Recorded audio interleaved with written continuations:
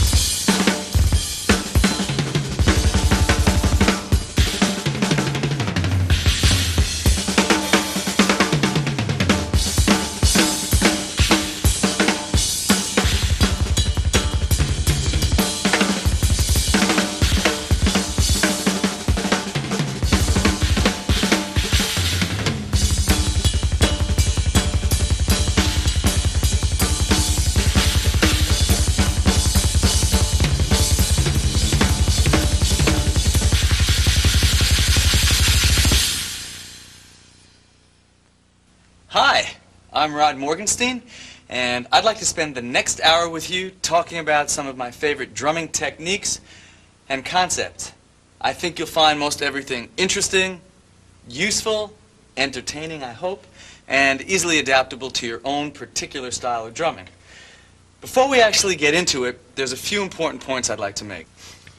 First off, when you're learning something new, have patience, take your time, work at your own pace. Miracles don't happen overnight. Things will come in time. Also, when you have a pair of drumsticks in your hand and you're behind the drums and you're getting ready to play music with other people, think like a musician.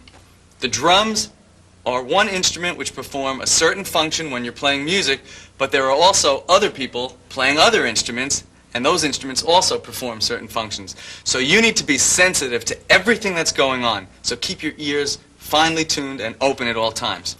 It's also important to keep a real positive, healthy attitude. Take criticism well. Lots of times what other people have to say to you can be really important and actually be very good criticisms. And finally, it's really important for a drummer to have a good sense of time and be able to play in time. So I think it's a really good idea to spend a bit of your practice time with a metronome and or a drum machine, as these devices can really show you where you have tendencies to drag a beat, slow it down, or rush a fill. And they can help you correct these problems. All right, with that behind us, let's get down to business. First thing I want to talk about is versatility. What is it? Well, to me, it means feeling really comfortable playing in a lot of different styles of music. Two things happen when you're a versatile player. One, the doors open up to all kinds of playing situations. And two, all these different styles that you are comfortable playing have a very interesting influence on each other, and they in turn can help you develop your own individual sound. Now, all my life, I've been into a lot of different kinds of music. Fortunately, so have the musicians and bands that I've played with. And if you've ever seen the Dregs or the Steve Morse Band, you know what I'm talking about. We do our own blend of rock, jazz, country, bluegrass, funk, fusion, whatever. So when I practice, I try and spend a bit of my time playing through a lot of different grooves and feels in a lot of different styles. And right now I'm going to give you a very condensed version of what that might look like. I'm going to play two different grooves. First, a blues in 6/8, followed by something a little funky. And while I do them, I'm going to think time, feeling, and I'm also going to think like a musician and part of thinking that way means I'm going to do drum fills in such a way that they might happen in songs. So here we go, beginning with the blues feel.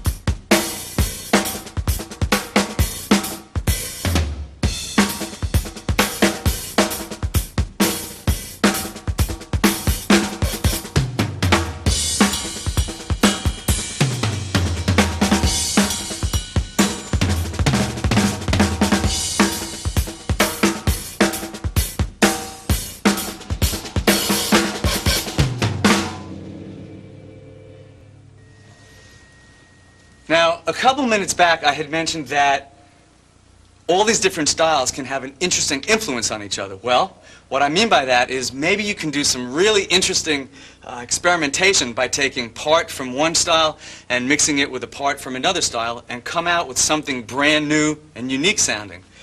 What I'm going to do to give you an example of that is pound away on the double bass, play a backbeat on the snare, which is all very rock-oriented, but with my hand on the cymbal, I'm going to play a Latin mambo cowbell pattern, which sounds like this.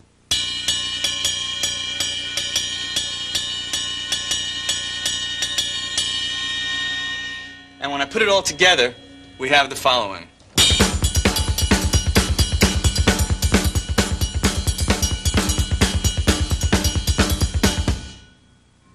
I actually heard a beat like this on a heavy metal record, and it sounded incredible.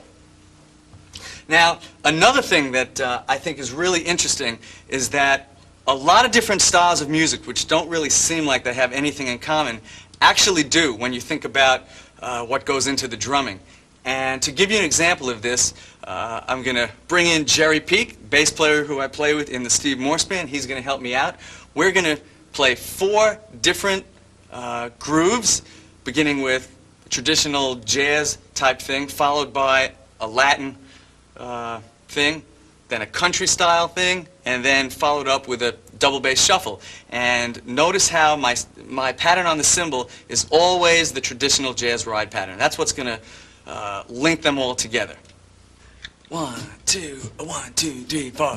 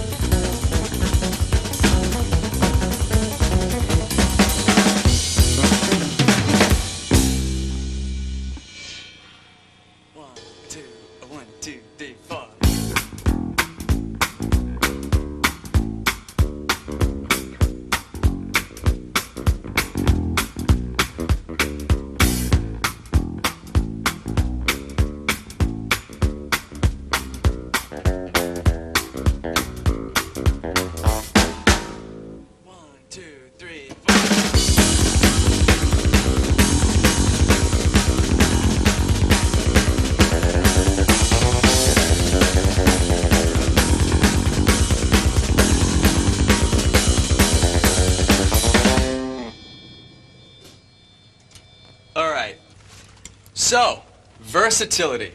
Listen to and practice as many different styles of music as you can, and become a well-rounded drummer who can cover any musical predicament that you're faced with. It'd really be a lot nicer than, being offered a gig and then having to say, oh, I can't do it because I can't play in that style.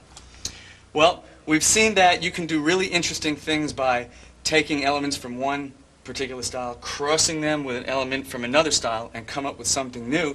And I also tried to show you that styles which don't really seem that related actually have common things between them that do make them similar. So, cover all your bases, and be versatile.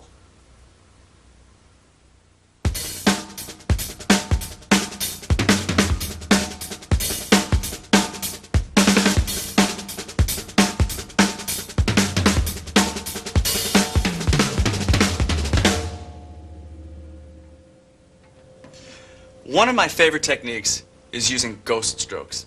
Now, a ghost stroke is basically a very quiet tapping of the snare drum, like this. And believe it or not, this tiny tap can work wonders on all kinds of beats and fills.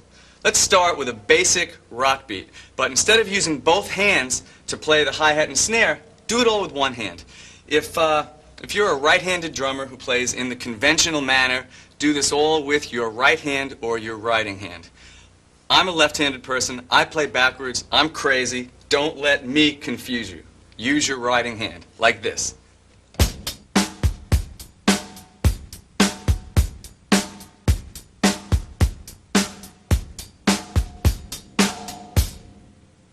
Now, what that does is free up the snare hand, okay? If you're right-handed, it means your left hand. And now we're going to fill in the holes, all the 16th notes, really quietly, using ghost strokes, with that hand. And that sounds like this, just the hands, very slowly. 3E and a 4E and a 1.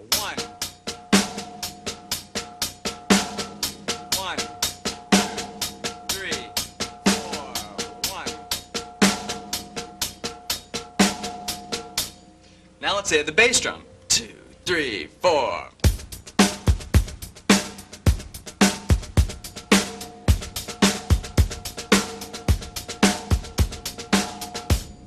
Now, once you get this down, then you ought to try some different eighth note patterns on the bass drum, and then expand to some heavy 16th note patterns.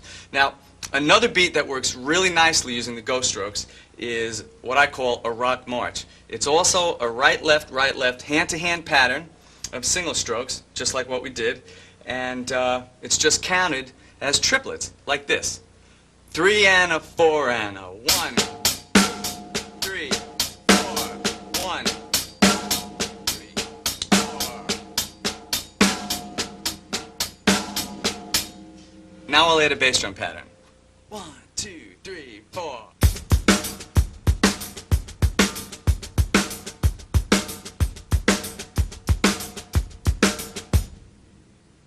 With this particular beat, since it has such a march quality to it, I sometimes like to mix up the ghost stroke with double ghost strokes, which is a double tap, which in rudimental terms is called a drag.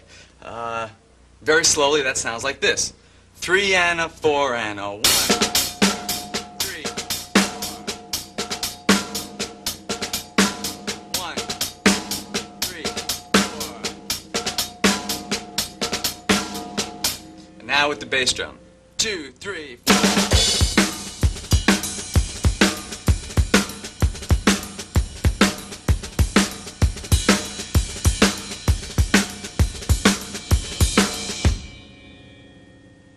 Okay, another beat that the ghost strokes work great with is a shuffle. Here's a shuffle without ghost strokes.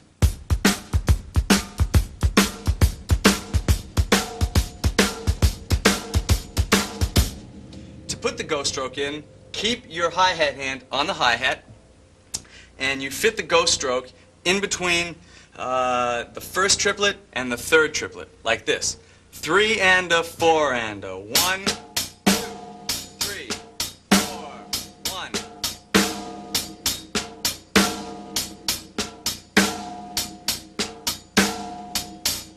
Now I'll add a bass drum pattern. 2, 3, 4.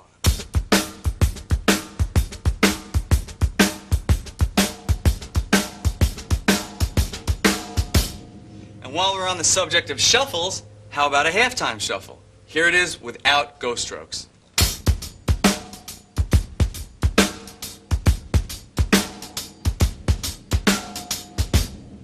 To add the ghost stroke, put it in between the first, second, and fourth triplet, like this. 3 and a 4 and a 1, 2, 3, 4. 1, 2, 3, 4.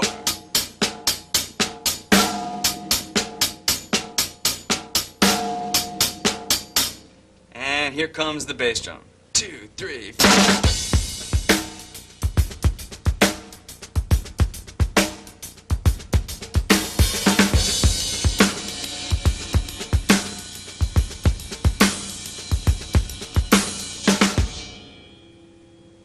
All right, now, going back to the original rock beat that I was playing, you can start to get a little creative by not just hitting the 2/4 backbeat with your right hand.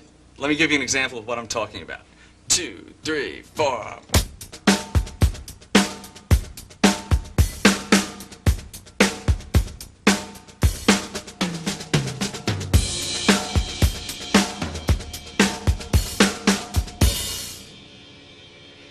You can then also think about maybe fooling around, putting some accents in on your ghosting hand.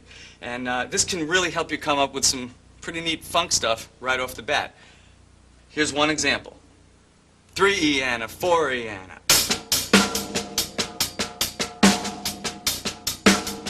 3, 4, 1, 2, 3, 4, 1, 2, 3. Now I'll put the beat in. 2, 3, 4.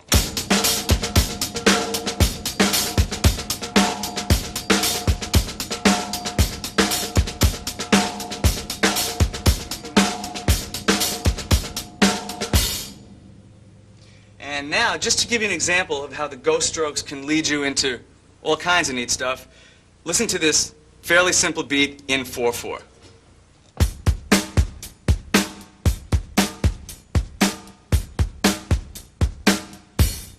Now I'm going to do a bunch of things. I'm going to start with my ghost strokes, singles and double ghost strokes, and I'm going to use some of the other things that I have available to me in the drum set. Maybe open the hi-hat, an occasional accent with the ghosting hand, maybe use a couple of tom-toms and the offbeat cymbal pattern. And the beat I'm about to play is all based on the simple one that I just played for you. 2, 3, 4.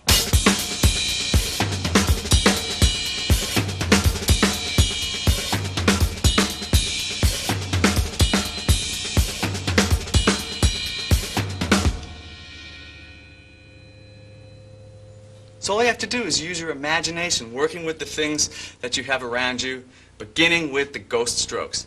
Now, in terms of doing drum fills, quite often when I'm playing, I'm not really thinking about what I'm doing, but I'm playing all sorts of random single and double stroke combinations. And along with that, I'm accenting a lot with my main hand. Occasionally, my other hand, which is ghosting most of the time, will stick in some accents. And let me just play a little bit of that for you.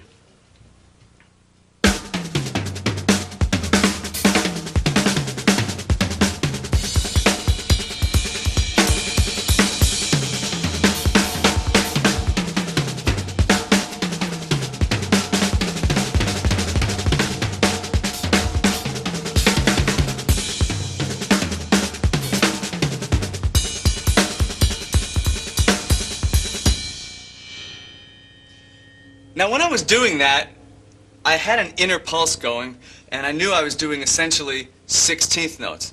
But I wasn't really thinking about what I was playing. Probably, for all the years I've been playing, I've gone through a lot of books that have random single double stroke stickings, like stick control. And when you start applying them to the drum set, there comes a point where you don't really think about it anymore. But just to show you how many possibilities there are, let's work with one fill. It's going to be an 8-note pattern, and the sticking will be right, left, left, right, left, left, right, left. Okay?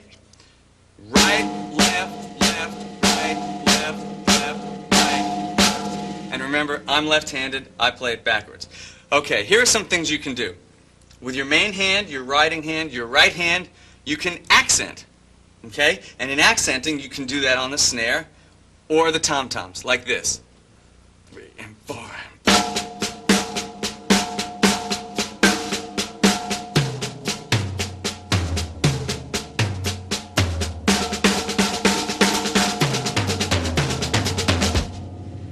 And if you noticed, my other hand was ghosting all the time.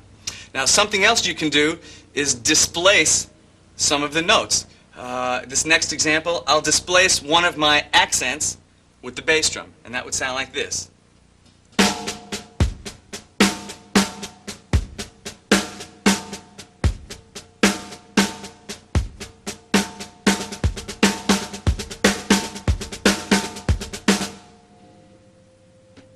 Another thing you can do, randomly accent with your ghosting hand. For this pattern, since I have a single stroke on the last note, that's where I'll put my accent, like this.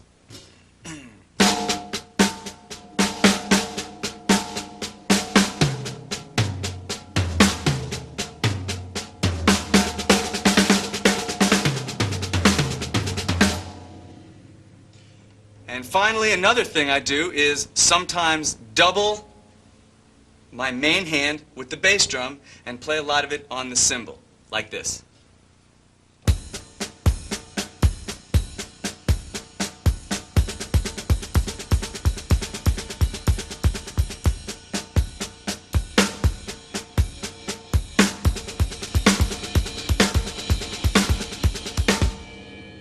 So now, using this one pattern, I'll play all these different things for you.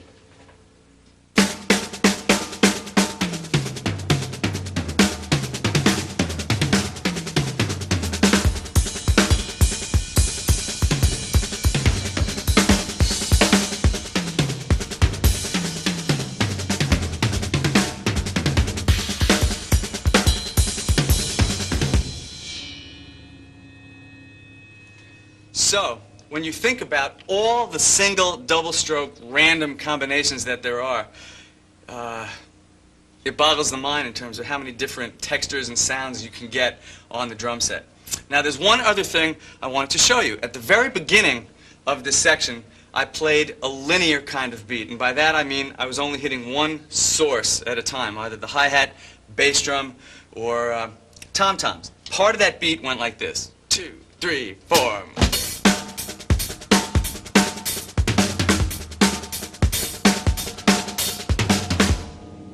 And as you can see, ghost strokes work out really nicely with this sort of thing.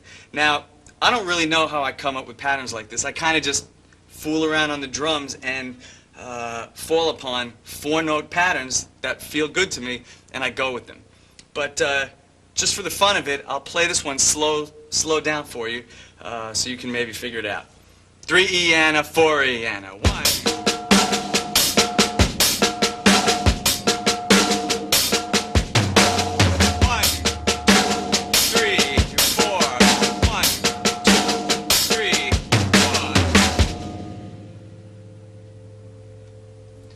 Alright, we've been talking about ghost strokes. There's a lot of things you can do with them. You can dress up all kinds of beats and fills and really make them sound great. So learn to control them, put them in the right places, and you can make a lot of ordinary sounding things sound really, really special. If you're a fan of rock music, progressive rock, heavy metal, hard rock, fusion, jazz, any kind of music. If you ever watch TV and you hear the music, if you listen to commercials on the radio or TV, if you've ever been to the movies and heard a motion picture soundtrack, chances are you've experienced odd time. Now, playing in time signatures other than 4/4 can be a real challenge, and it can be extremely exciting. It can give you a whole new way to think when you're playing, and it can really increase your understanding of how time works. Now, the best way to get into understanding and learning how to play odd time is through 7/8 time because of its relationship to 4/4. In one measure of 4/4 time, we have 8 eighth notes. 1 and 2 and 3 and 4 and. If you take one of those away, you're left with 7, and we count it 1, 2, 3, 4, 5, 6, 7. Don't say 7. You might be counting in 4/4. 1, 2, 3, 4, 5, 6, 7. So just say sev. Now, at the early stages of the game, the counting is the most important thing. So let's take this sort of simple 4/4 beat and turn it into 7/8. First in 4/4. 1, 2, 3, 4.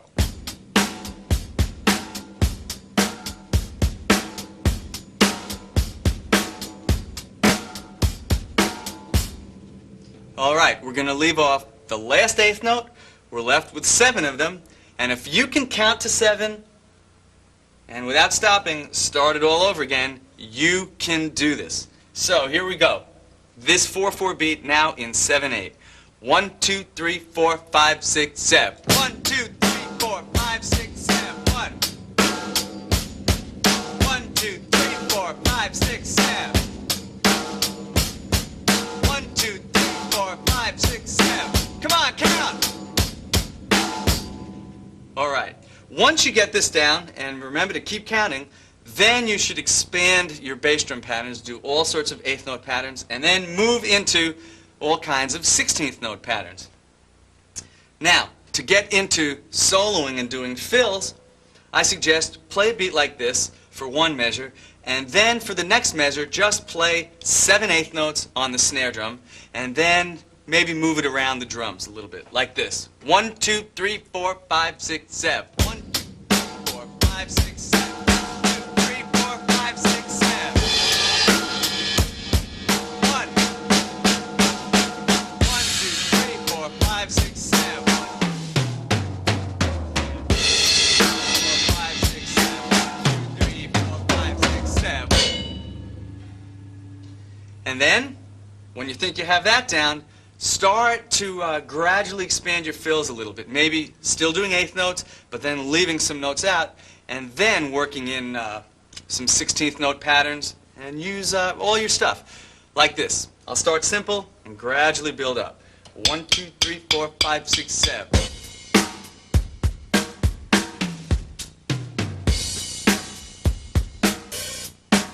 6, 7, 1.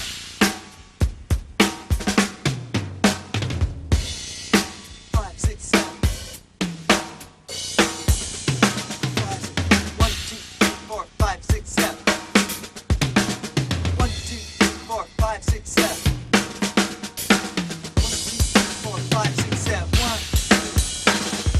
2, 3, 4, 5, 6, 7. 1, 2, 3, 4, 5, 6, 7. 1, 2, 3, 4, 5, 6.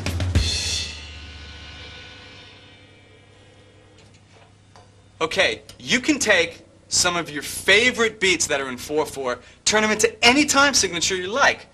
You simply add notes or take them away. Now here's a beat that I like in 4/4. Goes like this.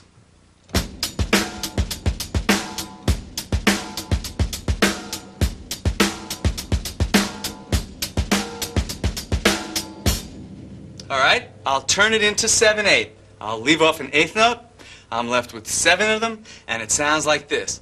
1, 2, 3, 4, 5, 6, 7. 1, 2, 3, 4, 5, 6, 7. 1. 1, 2, 3, 4, 5, 6, 7. 1, 2, 3, 4, 5, 6, 7. That's the way to do it. Change a lot of your favorite beats that are in 4/4 to 7/8. You'll be on your way. All right, now, odd time can happen in a lot of different ways. An entire song might be in one odd time signature, just like a lot of songs are in 4/4 all the way through. Or maybe a part of a song might be in an odd time signature, or a section. There's a perfect example of a song where a section goes back and forth from 4/4 time to 7/8 time. Most of you have heard this song. It's called The Ocean by Led Zeppelin. Jerry's going to play it on the bass, and I'll count it with you to show you how it goes. 1, 2, 3, 4. 1, 2, 3, 4. 1, 2, 3, 4, 5, 6, 7. 1, 2, 3, and 4. And 1, 2, 3, 4, 5, 6, 7. Yeah, I love that song. Okay, now some songs have sections where every measure is a different time signature, and Jerry and I are going to play a segment of one such song. It's called Night Meets Light. It's from the Dixie Dregs album, What If? We're going to play the bass and drum part to the last section of the song, which repeats over and over. It's 8 measures long, and the time signatures go 4/4, 5/8, 4/4, 5/8, 4/4, 5/8, 3/4, 6/4. And now Jerry will play the bass line, and I'll count it. 1, 2, 3, 4. 1, 2, 3, 4, 1, 2, 3, 4, 5, 1, 2, 3, 4, 1, 2, 3, 4, 5, 1, 2, 3, 4, 1, 2, 3, 4, 5, 1, 2, 3, 1, 2, 3, 4, 5, 6. Okay. So now Jerry and I will play this together. We'll try and start simple, but then gradually have a little bit of fun with it, take it out. If you notice, the bass does not always stress the downbeat of each measure, which makes this even a little bit more difficult, but this is some of the most fun stuff in the world to play, so let's see what happens. 1, 2, 3, 4.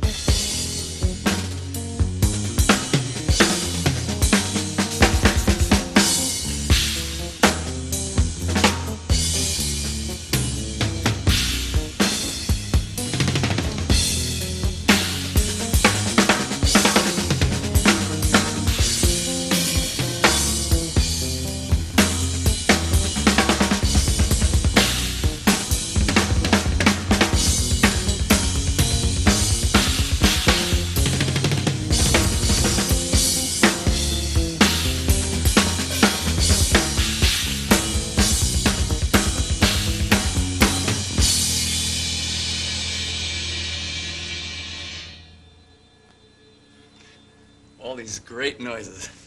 So, get into odd time. It can really help your counting, understand how time works, give you new ways to think, and chances are you're going to meet up with it sooner or later, so you might want to check it out now. So remember, count, count, count, and you'll be okay.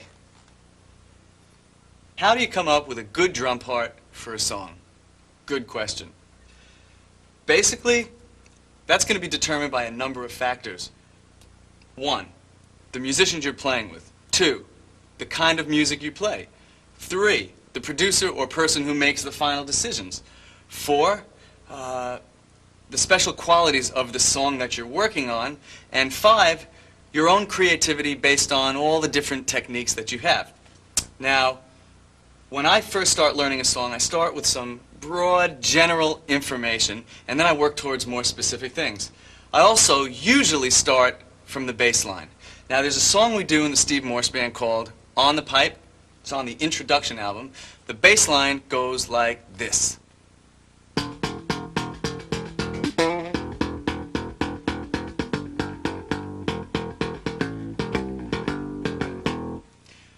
Okay, I start with some general information. Bass is pounding away with eighth notes. Sounds like it's going to be a rock tune. It's real punchy. It's in 4/4 time, and there's a lot of kicks. It's really syncopated. Okay, so there's my beginning information. Now here's something that I wouldn't play. 2, 3, 4.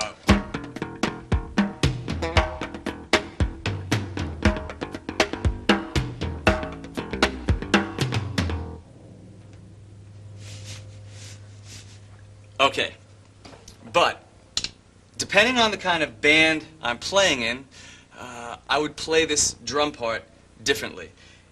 If my band was a straight-ahead rock band, we hit real hard, but we play real simple, I might play something more along these lines, where I'll let the bass and guitar do all the punching. The drums will just play backbeat.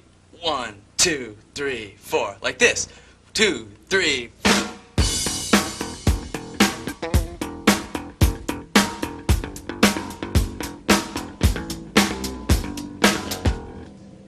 But the Steve Morse Band doesn't play like that. We're more progressive rock fusion oriented, and we like to play a lot of notes. And the drum part I play is more similar to this. 2, 3, 4.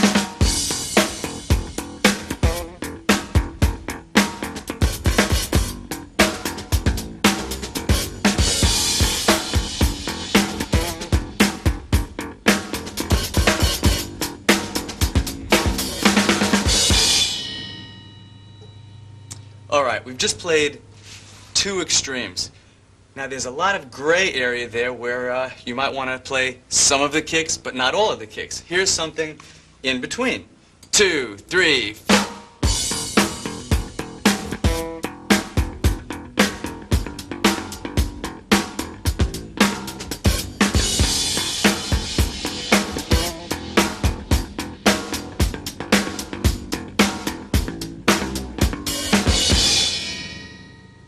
All right, there's another song that we did in the Dregs called Divided We Stand.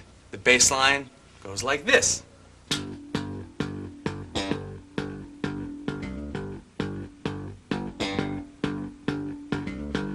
Okay, I start once again gathering up some general information. Sounds like it's in 4/4 time. Bass is playing quarter notes like this. But this one doesn't really have a straight feel. It has more of a triplet or three feel to it because of what Jerry's playing at the ends of each measure. Dum, dum, dum, dum, da dum, dum, dum, da da da. Okay, so now I have an idea of some things I could play. Here's a couple beats. 1, 2, 3, 4.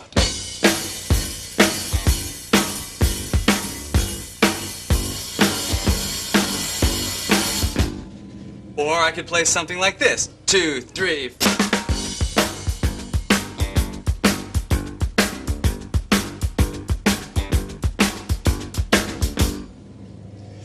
But really, to me, this song has a special quality to it. It sounds like a march, a rock march.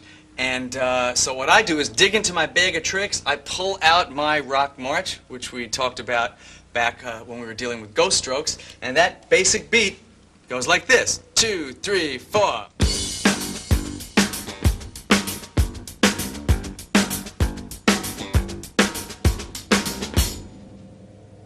Okay, now it's time to start dressing up this beat.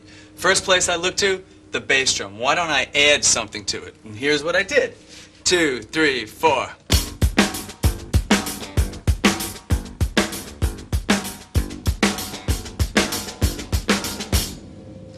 All right.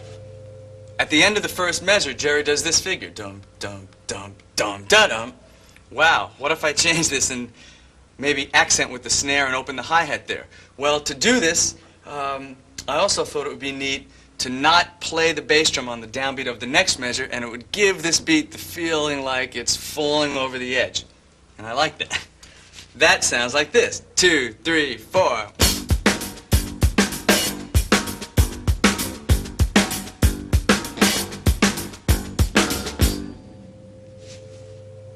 Now I like to deal with the end of the second measure. Dum, dum, dum, dum, da dum, dum, dum, da da da. Okay, he's playing a triplet. I like to do things unorthodoxly sometimes, so I decided, gee, no one really would ever go for that middle note of the triplet. That's where I'm going to go. And so I whacked the snare there, and I have to change the bass drum a little bit to set up that kick, and I might have to change the hi-hat a note or so. And this is what that sounds like. 2, 3, 4.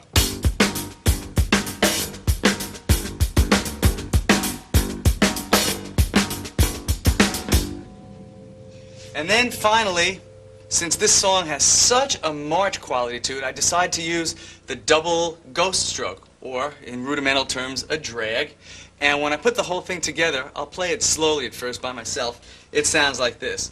3 and a 4 and a.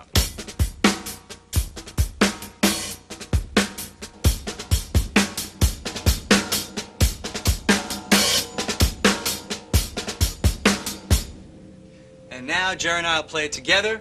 We'll jam out for a few measures. 1, 2, 3.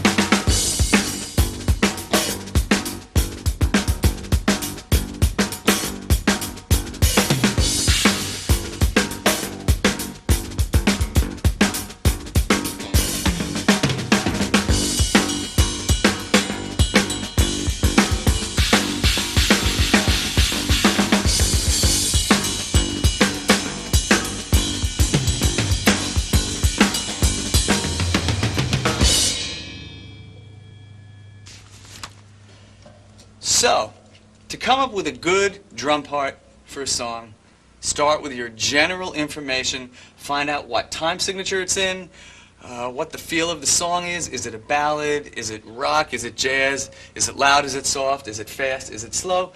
And then work towards more specific things.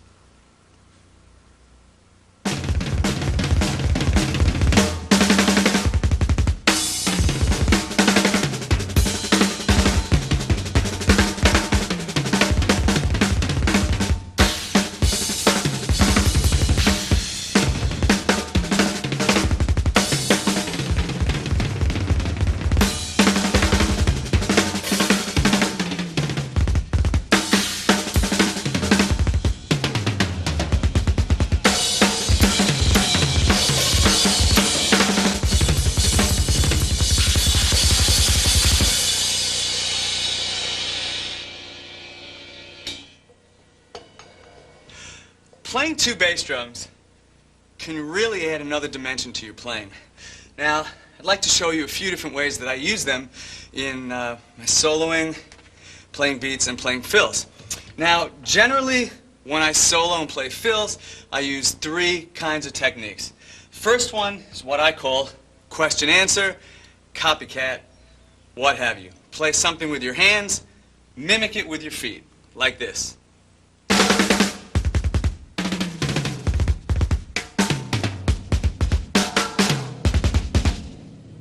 Something along those lines.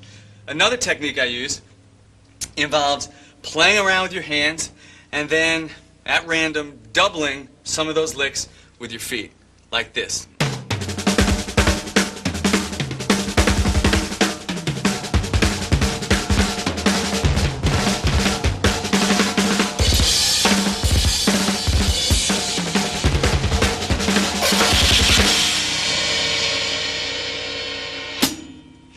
Now, a third technique that I use involves a continuous flow of notes, sixteenths or triplets between the hands and the feet.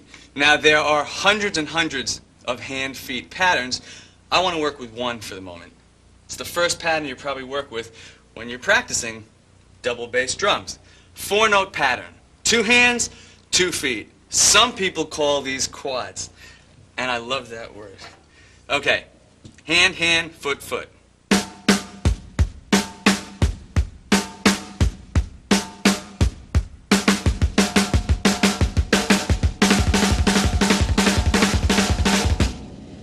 Now, if you notice, I just played at three different speeds. That's because when I'm using the two bass drums, I often like to switch gears and slow things down and speed them up. Always in time, though. Now, I'm playing both hands on one drum, snare drum. I can also do two hands anywhere I want, like this.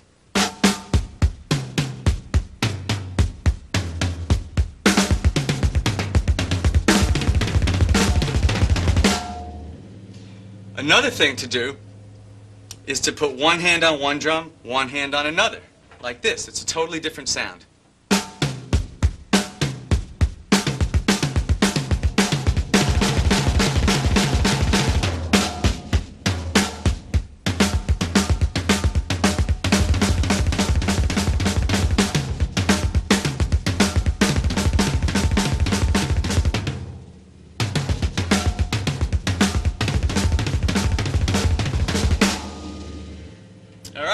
Another pattern that I like to use is a six-note pattern. Either four notes in the hands, two in the feet, or two notes in the hand, four in the feet. I'll start with four with the hands, two with the feet. I'll play them all on one drum first.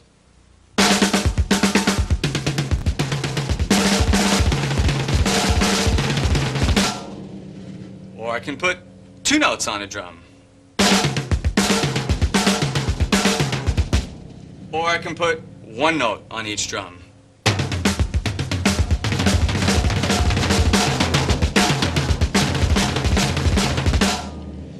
These six-note patterns work really well as sextuplets or two 16th note triplets right on the quarter note.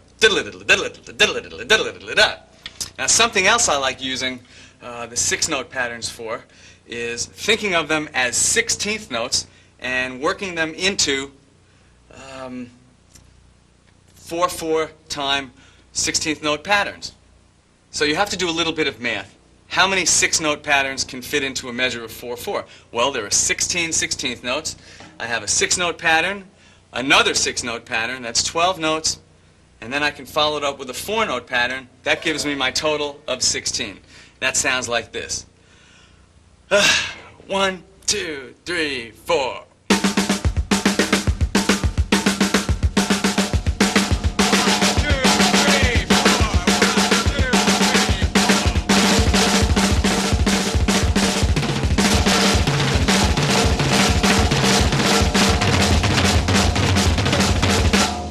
And if you noticed, I was employing some of the different voicing techniques that I've been talking about. 2 notes per drum, 1 note per drum, and you get a lot of different sounds that way.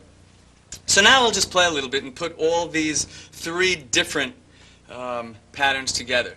The quads, the triplet or sextuplet patterns, and then these 6-note groupings.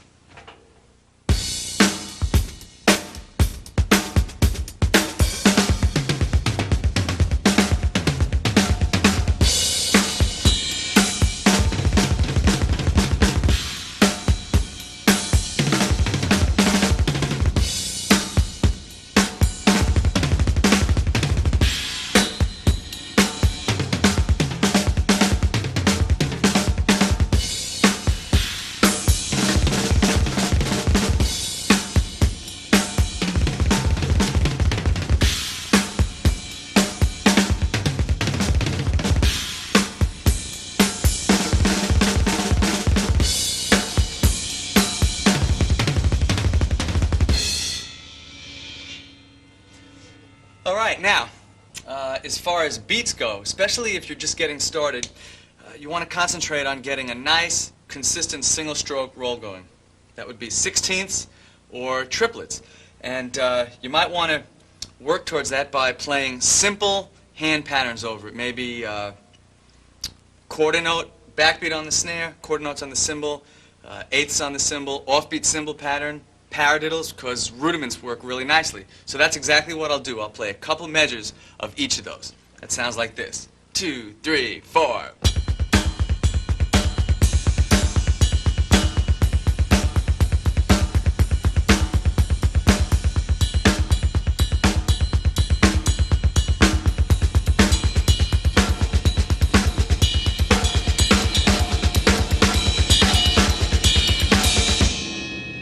Now some patterns over triplets in the bass drum.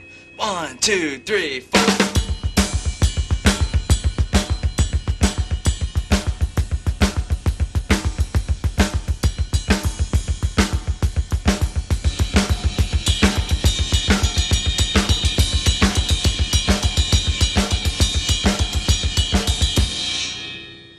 Now these are more or less continuous patterns because the bass drum is never letting up. Duh, duh, duh, duh, duh, duh, duh, duh, duh. You should also practice breaking up those patterns. Probably call them non-continuous beats. Here's an example of that. 2, 3, 4.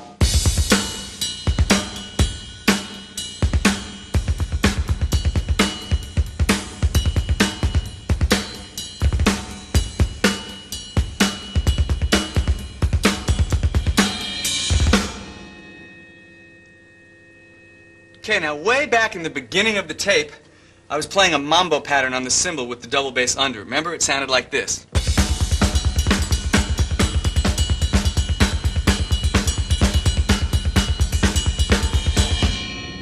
Well, here it is, slowed down so you can try and learn it. 2, 3, 4.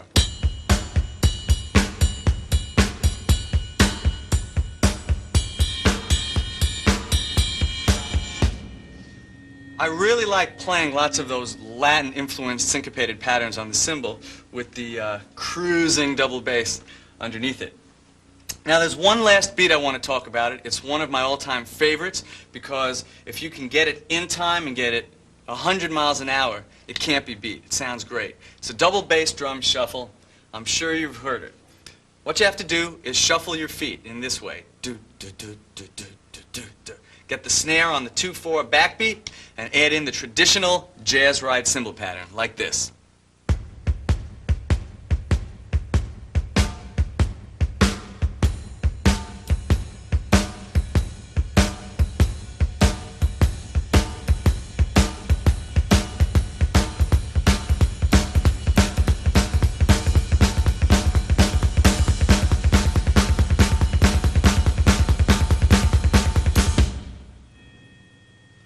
Now what I like to do to this beat is add in ghost strokes in between the first triplet and the third triplet. And these two little notes really make this beat come to life. It sounds like a lot more is happening. That sounds like this.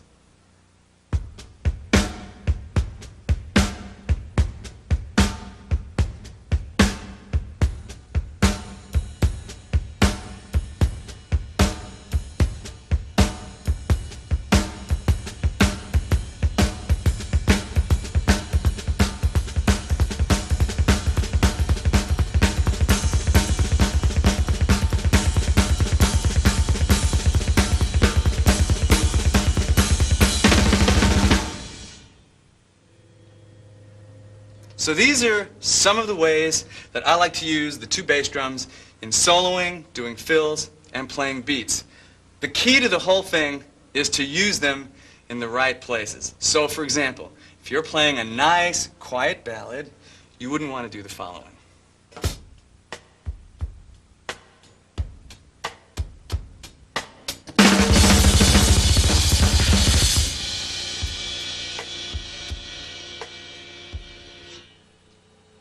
I think you know what I'm talking about. In wrapping things up, I'd just like to say my intent has been to give you a general overview in terms of how I think and some of the things that I find important as a drummer and a musician. Remember, when you're working on something new, have patience, work at your own pace. Things don't always happen overnight. If you're working on something particular in this tape, feel free to rewind it 200 or 300 times. I've had a great time hanging out. I hope you have too. Jerry and I are going to wrap things up with a rendition of Cruise Missile, which is on Steve Morse Band album, The Introduction. It's one of my favorite Steve Morse compositions. So best of luck with your drumming. We'll see you on the road. Bye-bye. Hit it.